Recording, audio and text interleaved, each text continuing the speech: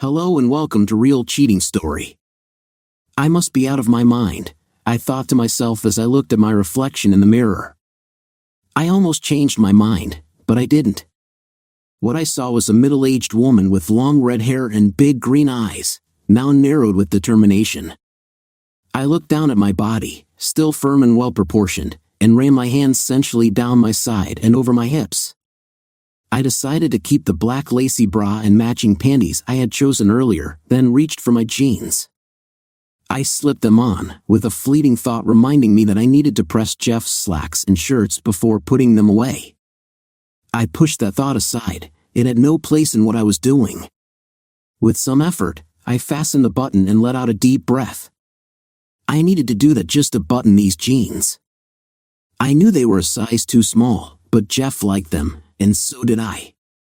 The unwelcome thought crept into my mind again as I looked at the curve of my hips and the snug fit of the jeans on my thighs, especially where my legs met. I liked how I looked in them. I knew I should have either let them out or donated them, but these jeans were exactly what I wanted to wear today. I told myself, almost defensively, that Harris would like them too. I blushed at my own thoughts before pulling an oversized top over my head to cover the fitted blouse. I made sure the neckline was snug, hiding any hint of white, and that the bottom hung down over the snug contours of my rear. I looked at myself once more, turning to view all angles, and decided it was perfect. The jeans were a bit tight, but Jeff wouldn't notice with this top, and he had no way of knowing what lay beneath. He would assume I was just wearing my usual jeans and sweatshirt. My androgynous look, though a brief flash of irritation crossed my mind, it quickly faded. I calmed my thoughts and walked downstairs to find Jeff, my husband of 16 years, and our two children, Amy and Bradley, both 13 years old, sitting together in the kitchen discussing their afternoon plans. They were fraternal twins and looked nothing alike. Amy was pleased with that result, while Brad didn't have strong feelings either way. In my eyes, they were both beautiful and perfect. Right now, they were all smiling and sharing a secret among themselves, which wasn't unusual for our family. We didn't have real secrets, our family was well-adjusted and healthy, and we discussed our problems openly. But just the hint of a secret was enough to spark some playful arguments, just good family fun. I sat down and listened for a few minutes without paying much attention to their conversation. I just wanted to enjoy my family once more before doing what I had planned for the afternoon. First, I looked at Amy, the daughter I loved without reservation. She took after me in appearance, tall for her age, likely to remain so through high school. She was cute, with her red hair worn long and straight, and her bangs giving her large green eyes a constantly surprised look. She was well proportioned for her height, avoiding the skinny look some teens maintain into their later years. To top it off, she was bright and intelligent. Brad was more like his father. Jeff and Brad were both short and stocky. Jeff was just 3 inches taller than I was, and Brad was not far behind. Jeff was well built, with a broad chest and shoulders, narrow hips, and strong, muscular legs. Brad still had some growing to do and lacked the strong definition that would come with maturity. Both had light brown hair and gray eyes, and they shared the same lively sense of humor. While Brad's humor sometimes drove his sister crazy, she knew it was just in good fun. I loved and treasured it. When they finally slowed down, I got their attention and asked to review my list once more. This list included things each needed that I would pick up on my monthly trip to the mall. I had always loved shopping, while Brad and Jeff disliked it. Amy would go, but only with her friends. Shopping with her mother wasn't cool. So, I planned my trips to go alone, armed with my list. Today was a bit different, but none of them had any clue just how different it would be. They only knew that this was my routine, and they accepted it. I relied on it as I began to review with each one what they needed. As I went through this task, I mentally reviewed the items I had already purchased. I had started this list earlier and had visited the mall several times over the past 2 weeks to pick up as many items as I could in advance. The twins had added a few last-minute items to the list over the past several days, but that was manageable. I planned to spend at least half an hour at the mall before heading to my main destination. I could complete my shopping in that time. As they finished discussing their special requests, I felt a pang of guilt that I quickly set aside. I had made my decision and wasn't going to change my mind now. This afternoon had been planned for almost a month, and I felt more than ready. I had started planning it almost immediately after the last one. Only one other person knew about my plans for this Saturday afternoon, and he wasn't part of my family. The decision to do this hadn't been easy. It took a lot of inner debate and persuasion to finally decide that it was something I really wanted to do. Even after making the decision, I continued to wrestle with myself. Just this morning, before I started getting dressed, I was still trying to decide. I almost backed out, but a comment from Jeff made me more certain. It was a small comment, but it felt significant to me. Jeff hadn't been very open with me recently, which I partly blamed on myself, but I felt I had my reasons, and Jeff wasn't willing to discuss them. We hadn't been close for some time, and our interactions were minimal. I had gradually convinced myself that everything wrong was his fault. This morning was a case in point. I had suggested ordering dinner so I wouldn't have to cook, and Jeff offered to handle the cooking instead. For some reason, I snapped at him, demanding he just follow my request. After a moment of silence, he agreed but walked away and went downstairs. I was still upset by his response, though I wasn't entirely sure why. It seemed like everything he did lately was enough to irritate me. As I gathered my things for the trip to the mall, my mind wandered. I waved distractedly at the kids when they said goodbye and didn't recall if Jeff said anything. I was lost in thought as I backed out of the driveway and drove toward the shopping mall a few miles from our home. I was reflecting on my life and marriage, trying to justify my planned actions. Jeff and I had married in the fall of 1991. Jeff was a chemical engineer working for Powers Group, a reputable engineering consulting firm. He was one of many young engineers working his way up the management ladder. Jeff was among the better ones, and his future looked bright. At 27, he was already a group leader with prospects for further promotions. He was handsome, witty, and eager for fun. I met him at a local bar while out with some colleagues. I was a secretary working for a law firm specializing in corporate cases. I had a degree in languages and could translate German and Spanish to English. I was 25, recently out of a long but unsatisfying relationship with a man known more for his looks and rumors about his abilities. Our breakup was mutual and left me with plenty of free time. Going out with friends was one way to fill it. I met Jeff while waiting at the bar for drinks. I was buying around and reached for my wallet when I accidentally bumped into him. I apologized, but when I turned, his grin surprised me. He smiled wider when he saw me and said, "I'd say I'm sorry, but that would be a lie." It was actually quite pleasant. I was ready with a witty reply, but after looking into his worn gray eyes, I simply smiled back and said, "I'm glad you enjoyed it." "It was my pleasure." He laughed, a sound that really caught my interest, and I asked for his help in getting the drinks back to my table. He followed, and after setting the drinks down, I turned to him and extended my hand. "Hi, my name is Samantha Bradley, but most of my friends call me Sam." He replied, "Nice to meet you, Sam. I'm Jeff Watson. Would you care to join me? I'm with a group, but we can find a table for the two of us." I was surprised by his directness but quickly agreed. "I'd be happy to. Let me tell my friends, and then we can find a table." I turned back to my group, and their smiles indicated they were supportive of my decision. I spoke to Lucy, the friend I was most likely to leave with, and let her know I could handle it. She laughed and gave me a friendly pat on the back. Jeff then walked with me to an empty table, and once I was settled, he went off to chat with his friends. He returned, and we spent the rest of the evening together, marking the beginning of our courtship. Over the next 6 months, we became close, then moved in together. We found a small apartment and began our life as a couple. It wasn't long before we decided to make it official and got married. both Jeff and I continued working in our respective jobs, and we started saving for a house. Jeff was promoted twice and became a regional manager, overseeing a team of 5 engineers. His career was progressing well.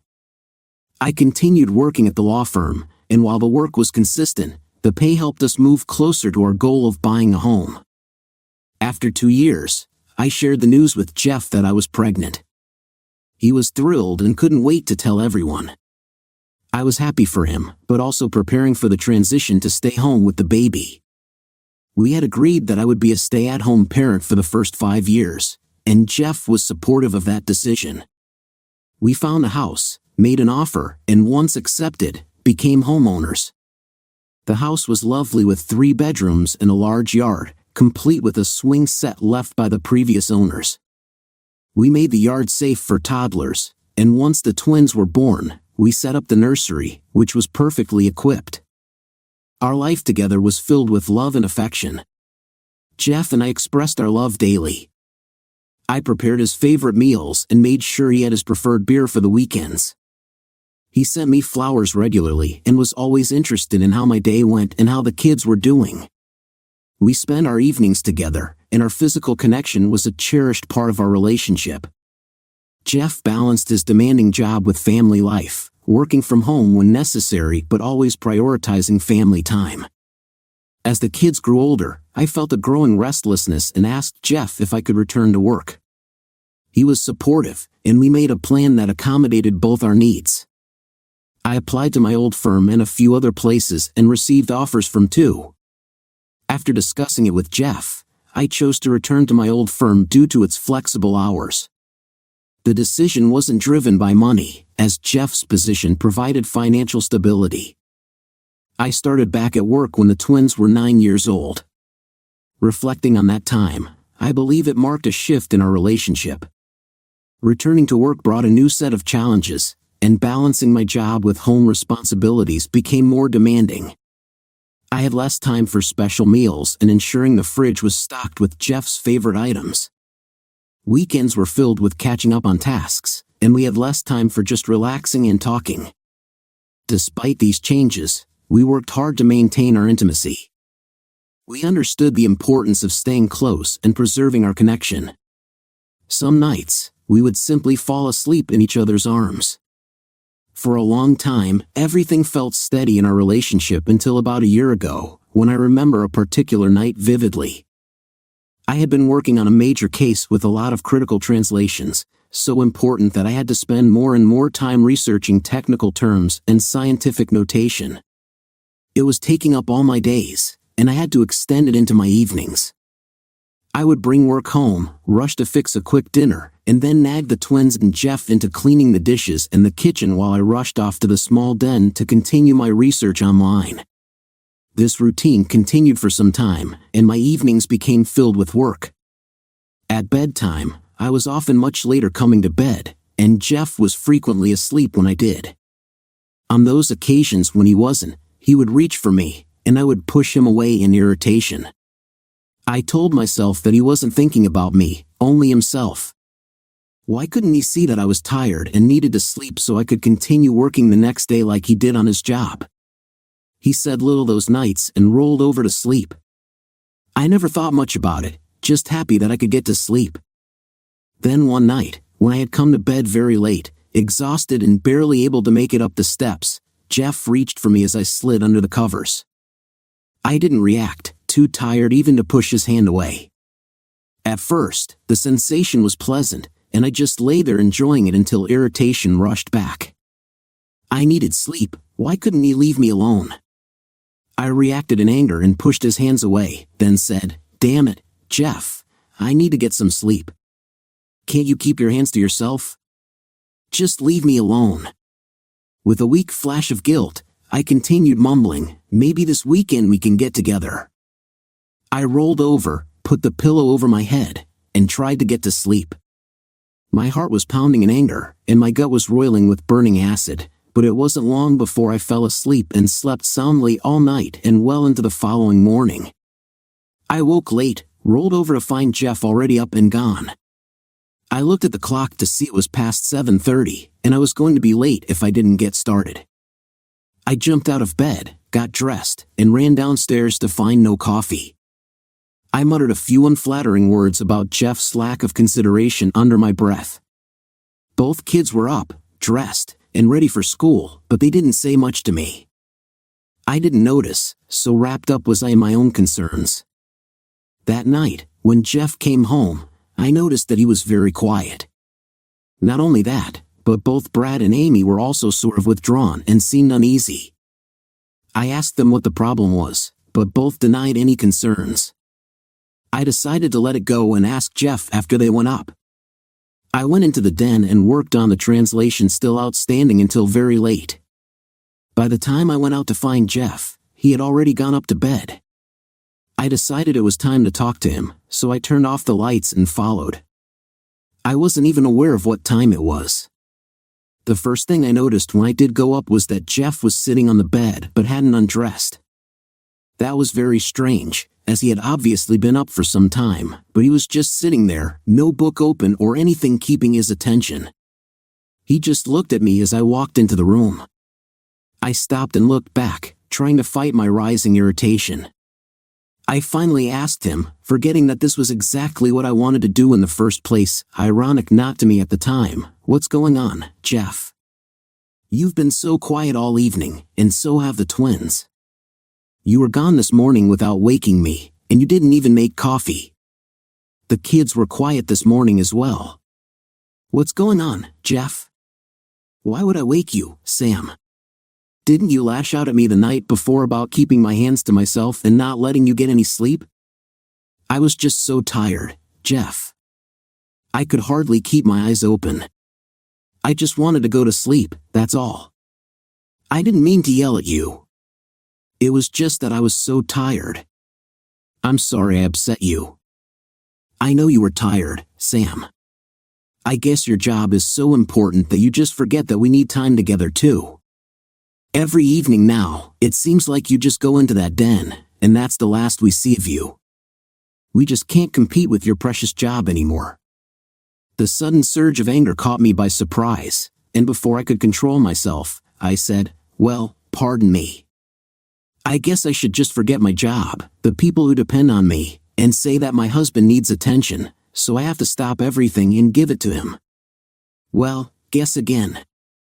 Before the echo of the last words faded, Jeff rose, pushed past me, and went downstairs without a word. I stood there, shaken by my own words and not sure what had just happened. I was stunned and unable to move. After what seemed like ages, I finally walked over to the bed and just collapsed. My head was spinning, and my mind was in turmoil. I was shocked at myself for my outburst and ashamed as well. I tried to understand what I had done and why I had done it, but nothing came to me. I was unsure of what to do. Should I go downstairs and apologize to Jeff, or should I just wait until he came upstairs and then apologize? I undressed, got ready for bed, and waited for Jeff to come up. I would apologize and try to make it up to him. What I had said was inexcusable, that much I knew. I would lie here and wait for him, that was my last thought until the alarm woke me the next morning. I rolled over and turned off the alarm before the memory of last night came rushing back. I looked over at the spot where my husband had slept and saw that the covers were undisturbed. Jeff had not come to bed at all. I got up, threw on a robe, and ran downstairs to find him, but he had already left for work an hour early. I worried all day at work, but by the time I was ready to go home, the urgency had subsided. I apologized that evening when Jeff returned from work, and he seemed to accept it, but he was never the same afterward. I believe that's when things began to change. As I remember it now, it was almost 3 more months before I finished that job, and after that, things never seemed to get back to where they were. That was about a year ago, give or take a month. Yes, that's when it all changed. Harris Fowler was a law student and a summer intern at the firm when I first noticed him. He was no more than 21 or 22, trying to get his foot in the door by working for several of the partners as a clerk.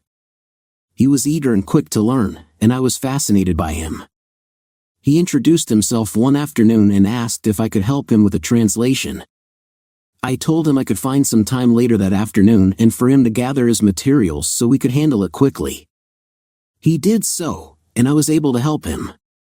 He was grateful, and after that, he rarely missed a day without saying something nice to me. I began to look forward to his short visits as a pleasant part of my day. As time passed, Harris became familiar with most of the staff, and he and I spent time together when we both had some free time. I learned a lot about him. He told me that his family had money, but he wanted to make it on his own. He was finishing his undergraduate work this year and would go on to law school next term. He was cute and very interesting, over 6 feet tall, slim build, with a handsome face and dark brown hair that was always falling over his eyes. His blue eyes were captivating, his gaze so intense that you felt like you were the center of his world. I became aware that he was flirting with me almost from the start, and I found it flattering. I was confused since I was at least 18 years older than he was, but that difference didn't seem to bother him. I was almost old enough to be his mother, but he never treated me that way. It was never platonic, and it certainly didn't bother me. Our flirting became more overt, and I admit to being a part of it. I just told myself it was harmless and would lead to nothing. That was where I was as my life with Jeff continued to deteriorate. We had not been intimate for at least 3 months. We seemed fine when the kids were present, but after they went to bed, it was almost silent. We had sex a few times earlier, but that just stopped, and we both knew it was not making love. We hardly talked about anything other than necessary matters, and we shared no intimate moments, either in bed or out. It was no longer my job that was keeping us apart, it had become almost a habit now. We never talked about it or discussed our marriage or its crisis. I did discuss it with Harris on several occasions, and my lack of a sex life did come up. Why I would discuss my marriage with someone like Harris was a mystery I didn't fully understand, but that's exactly what I did. I discussed it with this young man rather than with my husband. I knew that Jeff had tried several times to get me to talk about it, but I had dismissed his concerns as trivial. That was when I started down this slippery slope toward infidelity. As things with Harris continued to develop at work, my 40th birthday was approaching in a month. Jeff mentioned it one evening when we were with the kids, and I just dismissed it as inconsequential. Jeff asked me what I would like and if I wanted to do anything special. I thought about it and decided that I wanted nothing more than to ignore it. I told him so and made him promise not to do anything with the kids to celebrate. He tried to discuss it, but I was not in the mood and snapped at him. He stopped talking about it and seemed angry when he said he wouldn't mention it again. Both Amy and Brad seemed upset as well, but I didn't pay much attention. I simply forgot about it, as I had been doing lately. As my birthday approached, I hadn't noticed anything out of the ordinary at home, so my wishes were being honored, but I didn't know how I felt about it. That was what I wanted, wasn't it? Not to do anything? At the time, I was discussing it with Harris, and I made it seem like Jeff had just pushed me aside and decided to do nothing. How did I come to that? I didn't have a clue. I suppose in my own clouded thinking, I was trying to minimize my husband and maximize my own suffering while drawing Harris into my illusion. I think I had already begun to rationalize my feelings of abandonment and place the blame on my husband. I knew that none of it was real, but in my mind, it all began to build up, and my resentment grew. I used my relationship with Harris to vent my anger and frustrations. Harris was a perfect outlet for my resentments. He listened, sympathized, and made flattering comments about my beauty, claiming he would never desert me as Jeff had. He never missed a chance to criticize Jeff or build me up as a desirable woman. Despite being much younger than me, he said he understood me and my needs, and told me that girls his age were shallow and only interested in fun. I was more mature and understood what was real. By the end of the month, before my birthday, Jeff and I had discussed the idea of meeting outside work. I mentioned my monthly mall trip and asked if he would like to meet me for a drink afterward. He agreed, and we made plans. That Saturday, I had my list and was moving quickly through the mall, familiar with all the stores. I usually enjoyed this time to myself, especially lately. Although I was shopping for all of us, I was alone and loved browsing the store windows without having to hurry or adhere to someone else's schedule. I was almost finished when I felt a tap on my shoulder and turned to see Harris standing behind me. I smiled as a jolt of pleasure went through me. I was happy to see him, and we chatted as I moved toward my next stop. I went in with Harris right beside me, and I was pleased that this young man was so intent on being with me. After the first store, where I found all my items, the fun of sharing my choices with someone who was interested was a pleasure. The afternoon passed quickly, and when I was finished, I noticed that the time had flown by. It was already 4:30, and I had to leave to make it home in time for dinner. I reluctantly told Harris that our plans for drinks would have to wait. He walked out with me and helped me carry my purchases to the car. Once there, I loaded the trunk and shut the lid. As I turned, I moved right into Harris's outstretched arms. He pulled me tight against him and kissed me with such passion that I didn't even resist. We kissed for several minutes right there in the parking lot, and I felt his arousal pressing against my stomach. I enjoyed the feeling and wondered what it would look like, so young and eager. I finally pushed him back and looked at him in surprise. Harris took both of my hands in his and looked back at me. "Stay with me, Sam. I'll get us a room so we can be together. I want to be with you so badly. Please, Sam, stay." I was shocked by his suggestion, but the idea began to pull at me. I found myself wanting to be with him, but I knew that Jeff and the kids were expecting me home. If I stayed, they would worry and call me to find out where I was. I had no reason to stay away, and no excuse that would satisfy Jeff. I had to be sure he couldn't find out if I did stay. "No, I can't do this now. Please, Harris, let me think. I can't do this today or anytime soon without proper plans. I'm married, and it's not so simple for me. I have people who are expecting me. Let me go now, and I'll talk to you at work next week. Just let it be for now, but I will think about it. I want this too." Without waiting for his reply, I hurried to the driver's side door, slid in, and shut the door behind me. I started the engine and backed up quickly, almost without looking. Fortunately, I was clear and drove away, not looking back. I drove home with my packages, and by the time I pulled into my driveway, my mind had calmed. I was able to spend the remaining weekend with my family without any suspicion. If I had even noticed, I would have found Jeff not paying much attention to me. We had drifted so far apart, and I hadn't seen it. In the following weeks, I talked with Harris and convinced him that I was still considering his suggestion. We maintained our usual routine and went to lunch on several occasions.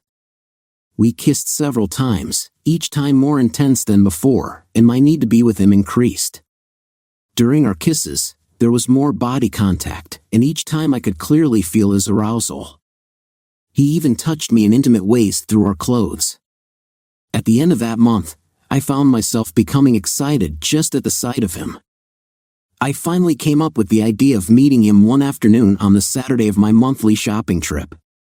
The idea of purchasing most of the items in advance, a few at a time, came from Harris. He suggested I get the list started early and buy items as needed. That way, my trip would be no different than usual, and I would have more time to be with Harris. I agreed to do that and, over the next 2 weeks, bought almost all of the items on the list. Before that Saturday, Harris told me he had reserved a room in a motel a block away from the mall. We planned to meet, complete the few remaining tasks, and then drive to the motel in separate cars. I agreed, and our plans were set. My daydreaming was interrupted by my arrival at the mall. Once again, I questioned if this was what I really wanted to do. I assured myself with a firm yes and drove into the mall parking lot, making my way to the section outside the Macy's store. I spotted Harris's bright red Mazda convertible and parked next to it. He waved, walked around his car, and slid into the seat beside me. He leaned over and pulled me close, kissing me passionately. I returned his kiss, parting my lips to allow his tongue to explore mine. We were careful not to be too overt in public, and soon we broke apart and walked together into the mall. I completed my shopping swiftly with Harris by my side. When I checked off the last item on my list, he leaned down and kissed me. "Okay, you know where to go." "I'm so eager I can't wait any longer." "I'll see you there." With that, he spun around and nearly ran out of the store, laughing. I paid for my purchases and headed to my car, where I placed the bags in the trunk and started the engine. I sat there for a few minutes, talking to myself one last time about whether I wanted to go through with this. My internal debate was brief, and before I had a chance to second-guess myself, I drove to the Hargrove Motel and around to the back, to room 158, the number Harris had whispered to me. I parked in front of that room, grabbed the small bag I had packed, and knocked on the door. Harris answered almost immediately, pulling me inside and laughing. I glanced around quickly to make sure no one was watching before the door closed behind us. Once inside, Harris took the lead, and for the next few minutes, his attention was all on me, with gentle touches and affectionate kisses. It felt like a high school romance, full of excitement and spontaneity. I barely had a moment to second-guess my actions before his warmth made all my doubts fade away. I helped him with my clothes. The next thing I noticed was how similar his presence felt to Jeff's. It seemed many men shared a similar build. Harris didn't last long. After a while, he paused and lay back to catch his breath. Once he had recovered, he said, "Wow, that was amazing. I've never experienced something quite like that before." I lay there, feeling like things weren't quite finished while he seemed content. "Not so fast," I thought to myself. I propped myself up on my elbows and looked at him. "You may be ready to rest, but I'm not done yet. You forgot something important, and I expect you to make it right, now." I guided him to help me feel more satisfied, and once I felt content, we could continue at a slower pace, just the way I wanted. Harris took the hint and followed my instructions. I went to the bathroom to clean up, determined that no evidence of this encounter would leak out. There was no way I wanted my husband to find out. When I returned, Harris was lying back, ready for more. "Come over here, and this time, you can take the lead." I smiled at the prospect. His youth had a significant advantage over my husband. He could be ready quickly. I slowly rose and then lowered myself repeatedly, savoring the sensation as it spread over my body. I enjoyed controlling the pace and ensuring my satisfaction. We spent the next 4 hours in that room, exploring every position we could think of.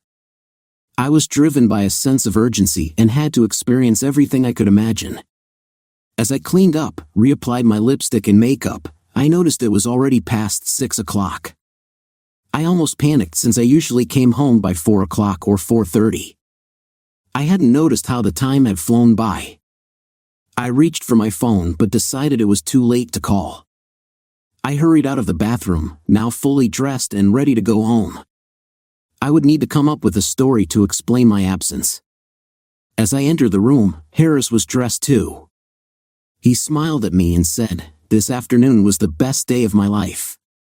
You were fantastic, and I hope we can do this again soon." I found myself asking the same question as I reapplied my lipstick. Should I do this again? I examined my feelings and sensed a twinge of guilt trying to emerge. I decided I needed time to answer his question. "I don't know, Harris. This was great, and I enjoyed the time with you, but I'm married, and I'm unsure about how I feel about cheating on my husband." Harris tried to convince me it was just sex and didn't affect my marriage, but I wasn't certain. We parted ways, and I promised to talk to him next week. He waved, and I drove home, my mind preoccupied with the afternoon's events and the experiences I had. I knew that I didn't love Harris and never could. I did love Jeff, but we were having problems that we needed to work on. I enjoyed my time with Harris, but there was little difference between the experience with him and with Jeff. Jeff and I had been intimate, or at least we had before the recent issues. Harris had more stamina, but Jeff had more finesse. The only reason the afternoon with Harris had been enjoyable was the thrill of its secrecy. My final thought as I pulled into the driveway was whether it was worth risking my marriage for this. I walked into the house, still absorbed in thoughts about Harris and the time we spent together. So caught up was I in my reflections that I didn't notice the empty boxes in the garage, the mess in the kitchen, or the stacks of dishes in the sink. As I moved through the kitchen and down the hallway, I overlooked the extra chairs in the living room and the banner stretched across the family room over the fireplace. My mind elsewhere, I went upstairs to the bedroom to change out of the tight jeans and see-through blouse before Jeff saw me. I hummed to myself, still feeling the pleasure of my afternoon with Harris, the heat of our time together making my face flush. I also felt a soreness between my legs, and I knew I would feel it more intensely the next day. I thought it was fortunate Jeff and I hadn't been intimate for a while. He wouldn't likely notice anything out of the ordinary. As I entered the bedroom, I nearly ran into Jeff standing just inside the doorway. I stopped, confused, as I took in his presence. "Jeff, you scared me. What are you doing standing there?" Panic set in as I realized my blouse was half off and my tight jeans were visible. I quickly pulled my top down and tried to push past him, but he blocked my way and asked the question I wasn't expecting. "Where were you? Where have you been, and who are you with?" Jeff's voice was harsh, and it took my breath away.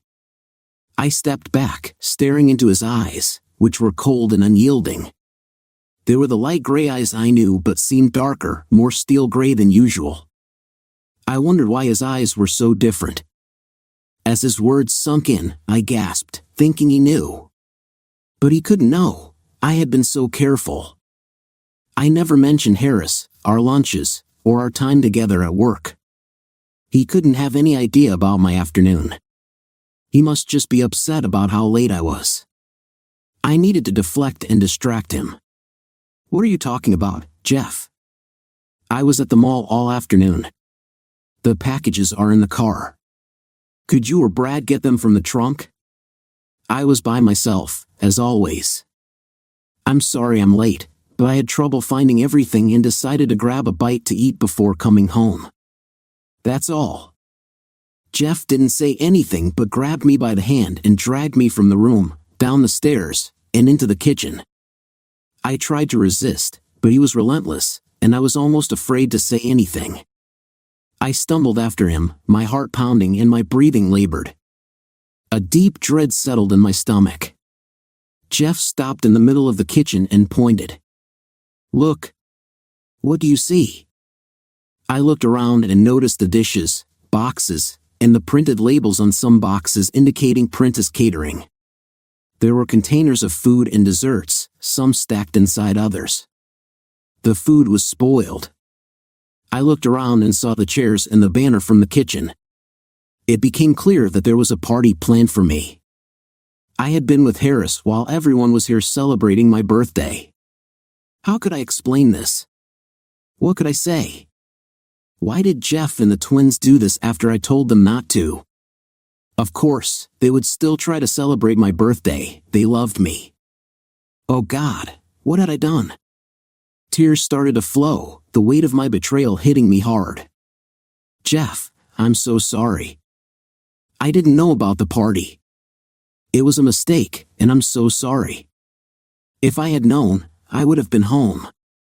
I'll let everyone know it was my fault." Jeff remained unmoving, his gaze still cold. I began to feel a growing sense of dread. I needed to get past this, make it up to Jeff, and shift his focus away from me.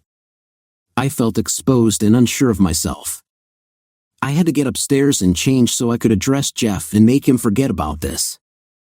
"Jeff, let me change, and then I'll tell you who was here," I started to say, but Jeff interrupted me. "Who are you with? I asked you before, and you didn't answer me. Who are you with today?" I tried to defend myself, saying, "I was by myself, like I told you. Why are you asking me this?" But Jeff was not to be distracted. "Who were you with this afternoon for 5 hours in room 158 at the Hargrove Motel? Who were you with in that room today?" Answer me that, Samantha. Answer me that. Oh God, he knew everything. My mind was in a whirlwind, unable to function. I felt as though I was choking, my throat closing up, and my eyes burning with intense fear. Jeff was furious, and I had no idea what to do or say. I needed to act, but before I could do anything, Jeff walked toward me, reached down, grabbed the bottom edge of my top, and tore it up and over my head. I tried to cover myself, but Jeff was relentless. He grabbed my hands, pulled them apart, and then, in a shocking move, ripped open my blouse, exposing the bite marks and bruises where Harris had bitten and pinched me. The pleasure I had felt earlier was gone, replaced by pain and humiliation. I sobbed, pushed past Jeff, and ran upstairs to the bathroom, but he followed me and held the door open when I tried to close it. I cried and screamed at him to leave, but he refused to move. Inside the bathroom, I took off my tight jeans and realized my panties were missing. In my haste to leave Harris, I had inadvertently left my bra and panties behind as a reminder of our time together. Standing there naked and exposed, I saw the marks of my infidelity clear to Jeff. I had thought I had covered my tracks well and that this afternoon would remain a secret. Now, I was deeply ashamed. As I reached for my robe and put it on, trying to cover my body and hide the evidence from Jeff, I wrapped my arms tightly around my chest. I couldn't bear to look at Jeff, unable to meet the eyes that had once been warm and loving. I was embarrassed by my nakedness and ashamed for him to see me this way.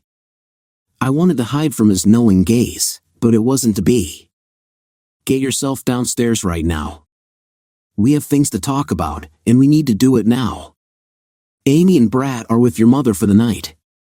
She took them when she left. They were here along with my parents for the party. Jeff, what? Jeff ignored me and walked out the door and down the stairs, leaving me standing there. I didn't know what to do, but I didn't want to have the conversation I knew was coming. I hoped that if I didn't go down, it wouldn't start, but I knew that was a foolish thought. I walked slowly down the stairs, holding onto the railing for support as my legs felt weak and I felt faint. I pushed aside a stack of boxes in the kitchen and sat down at the table. Jeff was already sitting there, staring at the tabletop. I felt some relief not seeing his eyes, but a tear rolling down his cheek took my breath away. How could one little tear convey so much? It told me more than 1,000 words could. I realized then how deeply my selfish actions had hurt Jeff, and my feeling of dread intensified. What do the children know, Jeff? What do they know? Please tell me, I pleaded, hoping against hope that they knew nothing. They know, Sam. I'm sorry, but they know. Why would you tell them, Jeff? Why would you hurt them before talking to me? Why would you do that? I was angry at Jeff for telling them and at myself for making it possible to hurt them. I didn't tell them, Sam. They overheard your sister tell me. It was an accident, really just a stupid accident. Patty just stumbled into it. It was her job to follow you today to make sure you didn't come home too early while we were still setting up, and then to let us know when you started for home so we could get ready to surprise you when you walked through the door. She was just protecting our surprise for you.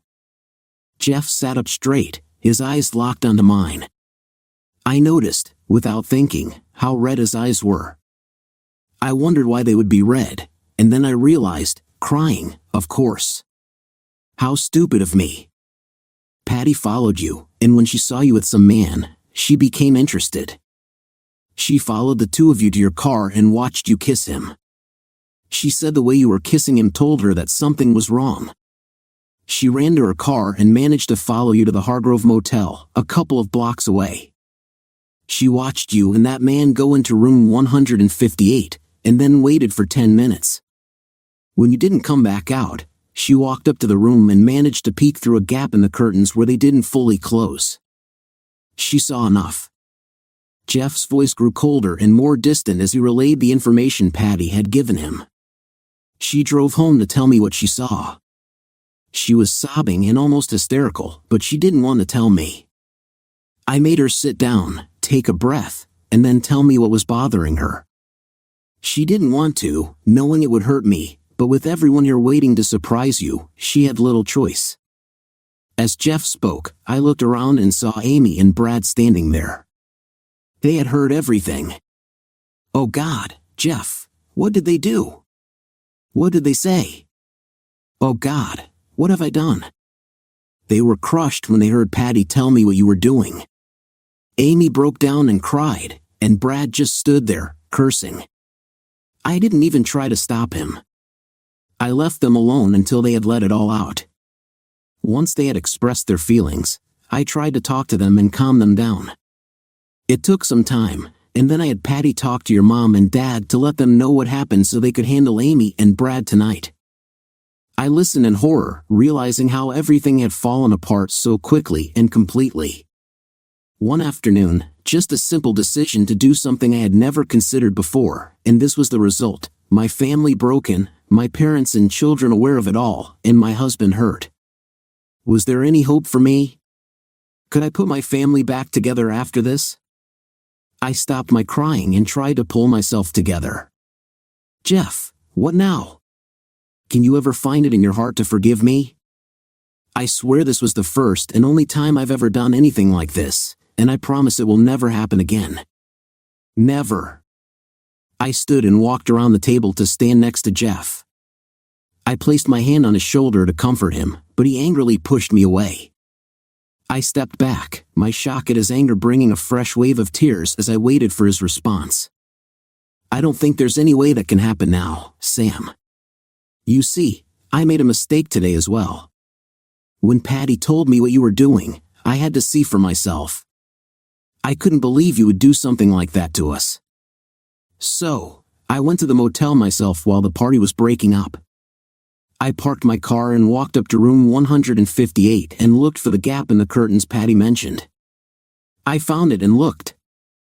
Oh God, no. You didn't see me, Jeff. Please tell me you didn't see me. I saw you on that bed, him behind you, with both of his hands on you as you were consumed with lust and your face was twisted in a way I never saw before. Oh yes, Sam, I saw you, and it broke my heart. Jeff was crying openly now, tears streaming down his cheeks and dripping onto the tabletop. I saw them and knew it was too late.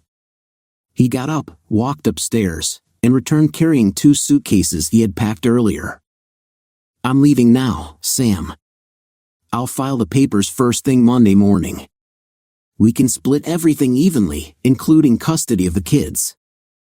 Since this is a no-fault state, there shouldn't be any problem. Brad and Amy already know my intentions and have accepted them. They're old enough to manage. I don't know what you'll tell them, but I trust you with that at least. I didn't say much more than that I couldn't accept what you've done and that I need to file for this divorce. We discussed it, and they wanted to see if I could get past this, but I told them there was no way that could ever happen. Finally, they accepted it and said they would stay here with you. They're good kids and they won't hold it against you for long. They're young, and they'll forgive and forget. They will. But I can't. I'm sorry. I just can't. Jeff, please don't do this. I love you with all my heart and I'm sorry. I swear I'll do anything you ask to make this up to you. Please don't leave me like this. We have to talk to see how we can move forward and continue. We have 2 wonderful children, and they need both of us. Jeff, please give me another chance. I was sobbing and struggling to get the words out, but I had to try. I had to make one last effort, even if it was too little, too late. I had to try. But when he looked at me, and I saw the pain in his face and the lack of hope, I knew his answer. I'm sorry, Sam, but I can't do it. I can't. With that, he turned and stumbled out the door and out of my life. The divorce proceeded just as Jeff had said. A no-fault divorce means exactly that to the courts. They don't ask for counseling, although I begged Jeff's lawyer for him to join me in therapy. They don't ask for conversations and compromises, although I also begged Jeff's lawyer for those. I refused to sign until Jeff would let me talk to him, but his lawyer said the divorce would continue with or without my signature. When I wanted to discuss visitation, his lawyer said that would be decided by the court. If I objected to sharing custody, he said joint custody is common, and unless there's reason to alter that arrangement, joint means joint, and that's final. As for a conversation, Jeff refused to discuss my brief affair with Harris and said that nothing I said would change anything. He said what I did was the reason for our divorce, and the reasons behind it were unimportant to him. I had no answer for that. I never spoke to Harris again. When he heard about my divorce, he left the firm, and I never heard from him again. That was fine with me since I no longer felt anything for him. I tried to talk with Jeff, but that was quickly shut down. He wanted nothing to do with me. My kids were a problem for a while, but they soon forgave me, just as Jeff said they would. Brad was worse than Amy, but he eventually got past it, although we aren't as close as we used to be. I hope that will change with time. They are my only contact with Jeff now. He won't even talk to me when he comes to pick them up. That day, the day Jeff walked out, was my 40th birthday. That was 5 years ago, and I still remember it. I remember everything from the moment I walked into my house that day as if it were yesterday. But the hours before that are different. It's strange that I can't remember that afternoon with Harris.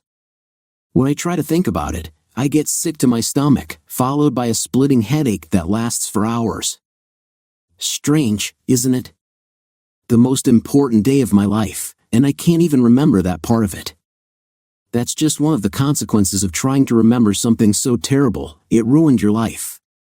Unfortunately, there were many more consequences. Dear listeners, please share your thoughts in the comments section below, and don't forget to like, share, and subscribe.